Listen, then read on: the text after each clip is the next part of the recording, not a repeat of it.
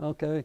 I went in before Pearl Harbor, and I was in Denver, Colorado, going to armament school when the Pearl Harbor happened. And I was shipped over to England. I spent 2 years in England and made Master Sergeant in charge of the Armament Department of 4th 10th Bomb Squadron in the 94th Bomb Group. And that was part of the 8th Air Force? Yeah, 8th Air Force, yeah. And before I got through with the Army, I applied for aviation cadet. And that was and they sent me up to, I went before the board in London and passed it, which I'm quite proud of. And they sent me up to Lancashire, England to come back to the States for pilot training. But the day before I got on the boat, they canceled it.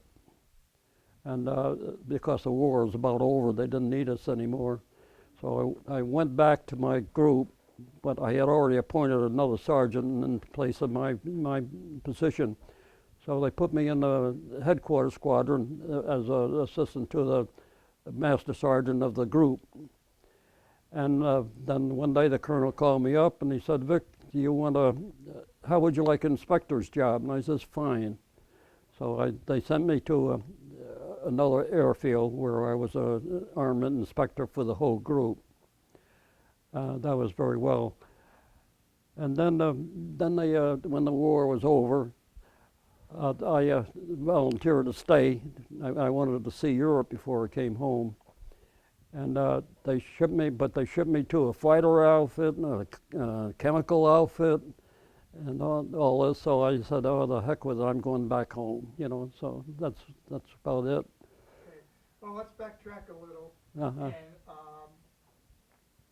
how old were you when you went into the Army Air Corps? 4 years. How old were you? Oh, how old? I was 19 when I went in, yeah. And where did you do your training? Well, I went to Jefferson Barracks, Missouri, and then Denver, Colorado for armament school. And while I was in Tucson, Arizona, I ended up in Tucson, Arizona, and that's where the group was formed. And while there, they sent me to a Navy school in Yorktown, Virginia, to learn about the mines, aerial mines. We went out on minesweepers and everything in Chesapeake Bay, which is quite interesting, you know. And then I went back to my group. And one day I was looking at my personnel folder, and I told them, "Hey, you haven't got this Navy school I attended." And they said, "Oh, you did? They were just around looking for guys like you, you know." So, but it was a very complicated electrical system there with those mines, you know. And so I thought I would have to have a lot more training with it. But in the States, I flew quite a bit because it meant 50 cents more pay, flying pay. And we used to go up to Las Vegas quite a bit, fly up to Las Vegas. And I always went over this big hole in the ground. I didn't realize what it was, but it was a Grand Canyon. And then I used to sit up in the plexiglass nose, you know. And of course, Las Vegas is where they had the gunners training school. And when I was sitting up there in the bubble there, and there was something wrong with the plane. They had the engineers all crawling all through it, but I couldn't get out. But here I was sitting up in the nose, and all 200 of the gunners, all the rookies, so to stand, were around watching me, and boy, I felt like king. What type of aircraft were you flying around? B-17s. Well, I've flown B-24 too, but the main was B-17s. What year did you get over to England? 1944? Was it in 1944 you got to England? Yeah, well, let's see. I was in Denver in 41. Yeah. Okay. Yeah, so it must have been 43, 44. Yeah, yeah. So you got to England after D-Day or before D-Day? Did you get to England after D-Day or before D-Day, before the invasion? Oh, before, much before. Yeah, yeah. Okay. Yeah, yeah. Can you try and give us an idea as an armorer? Yeah. What your routine was on occasion? Well, as an armor, we loaded planes with bombs and ammunition, and we had charge of the bomb bay too. But the ordnance department, they brought the bombs out to us on trailers, and we would have to load the planes with them. And it was mostly night work. We worked nights, and it was cold over in England, and we worked hard. It was we always short of men. And well, what more can I say? Did you, All the flyers, they said that they knew when there was a mission going on because all the armors were out working. so they were loading up, they knew they were going out? Yeah, yeah, That day. yeah. But, what was it like having to, manhandle, The- 500-pound bombs and so forth, and get them up into the bomb bays? Yeah, well, if it was light enough, we could two guys could load them up, but they had a hoist in the bomb bay where we hoisted up the big bombs. And what about the 50 cals for, the guns? Yeah, 50 caliber guns. Yeah, we had to put in the ammunition for they had boxes where they fed the machine guns. Yeah. Did you actually load in the boxes, or did the crew take those boxes from you and then bring them to their gun turrets? Did I actually load the bombs? Load the machine guns. Did you actually load the machine guns before the crew got No, on the plane? no. Each flyer gunner was responsible for his own gun. So when they came back from a mission, well, they came into the army office to get their gun, and then they went out and put it in the machine gun casings. So when they came back, they had to come back in the army, and we had a solution. To begin with, we had trays. To begin with, they cleaned them with a lot of oil, and we had a lot of trouble because the guns froze with the plain oil. So we got a solution of oil and kerosene, which thinned it out. So they would come back and clean their guns after every mission, and they would wrap rags around them and put them up in the rack in the armament department, armament building, which was a Quonset hut, And what was it like, being at one of the air bases? And what air base were you? Usually it's with a quaint English name. But what was your? Well, Bury St. Edmunds, it was there. It was near Bury St. Edmunds? Bury St. Edmunds, yeah. Yeah. And the first night we were there, well, we went to another base first. And then they took some of our planes and went to another group to get indoctrinated and get a couple of missions in. Then we moved to near Colchester, but they decided that the airport, the runways weren't suitable for B-17s. So we chased an English fighter squadron out of up near Ipswich.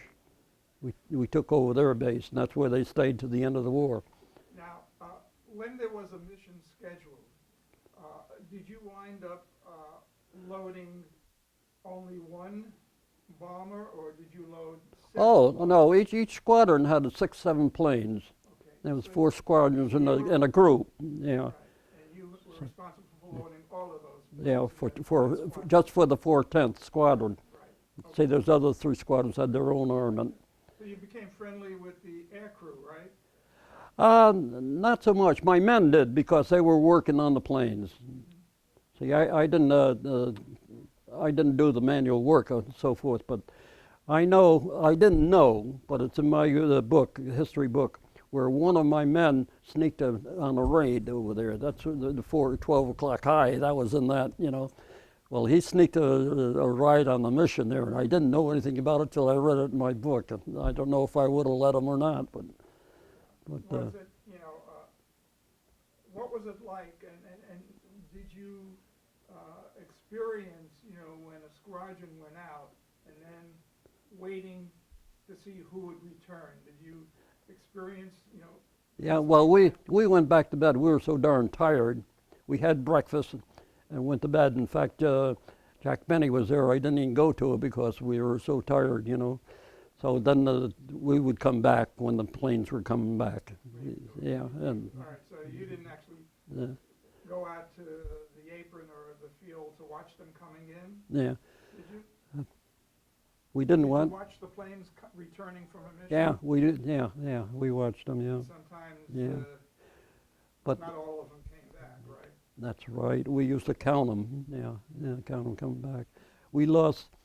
Oh, the first month we were over there, I think we wiped out the whole fighter, the division, the flyers. You know, we took an awful lot of casualties, and to see those planes come back and damaged. The B-17s that were noted for coming back with a lot of damage. I saw a B-17 come back with the whole nose gone. The whole nose was shot away. But we had a lot of work because when we got loading the bombs, they would determine what size bombs they were, and sometimes they would cancel the mission before they took off. Then we had to unload the bombs, or if they changed the bomb load, we'd have to do it all over again. You know. Were you also responsible for loading incendiary ammunition, incendiary bombs?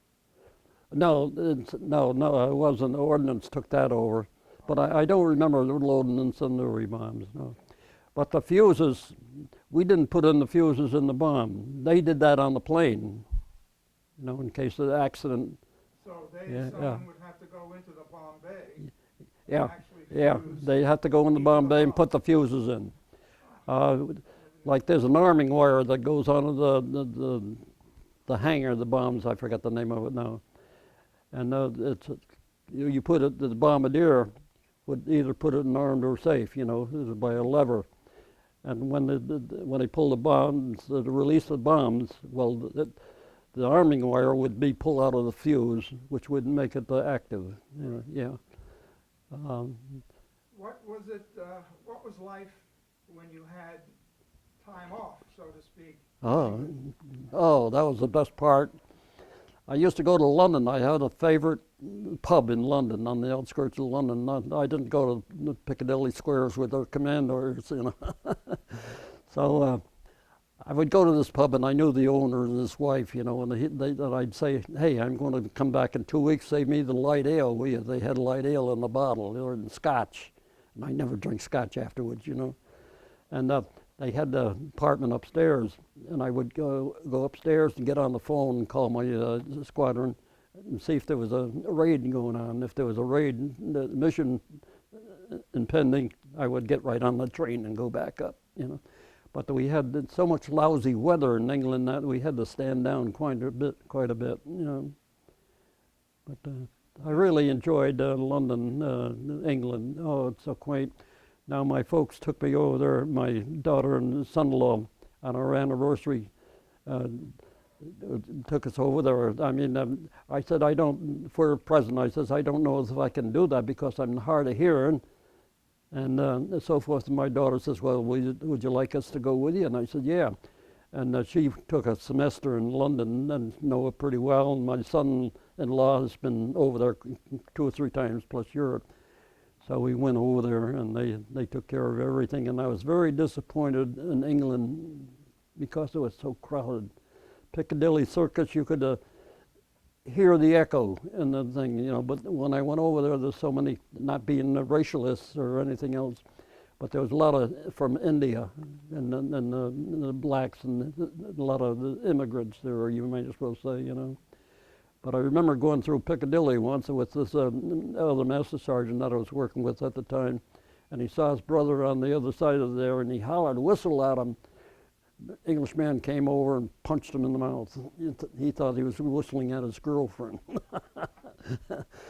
Am I getting off the subject? No. It's all part of your experience. Yeah. Is there any particular mission that you remember because of something special about it? Not really. Like, it's very hard to talk to a German today. I meet a German down here in Florida, and and he said he was from Frankfurt. And off the top of my head, I said, yeah, boy, we really bombed Frankfurt, you know, forgetting I'm talking to a German. Yeah. We went mostly after ball bearing plants and that sort of thing, yeah. And then we had a trip going over to Africa. it was too far to come back from where they were going to bomb in Germany. So they continued on to North Africa. And while they were there, they had a sandstorm, which froze up quite a few of the engines, so they were late in getting back. But when they did come back, cripes, they had monkeys and they had a buell and knives and all that sort of thing, you know. Of course, you know, I didn't fly over there, but You were part of the ground operation. yeah. So, Something else. oh, there's a lot of. Was your squadron involved in any of the raids on Dresden? Your group, your bomb group? I don't remember Dresden. No. Most of the other German cities, you know. Yeah. I remember the first time we went to Berlin. You know, the first time we went, we couldn't get to Berlin because it was too far till they got the P-51s in. Right. Yeah.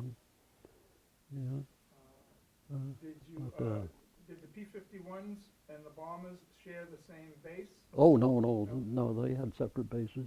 Yeah. So they met up once everybody took Yeah. off. Well, it took quite a while, you know, for the to get in formation. They had certain levels where the bombers were. The lead bomber and they used to call it tail end Charlie too. That's the ones that got shot down the most. But they had different levels, and figuring that you know, all those guns, you know, 10 guns on the plane was there. Yeah. And they had the firepower. You know. But I remember when they had the jet came, when the Germans came in with the jet fighters. Well, then we were really upset about that, you know. But I don't know. I'm not being prejudiced or anything, but I had a lieutenant. I had 3 lieutenants in charge of the armament over me.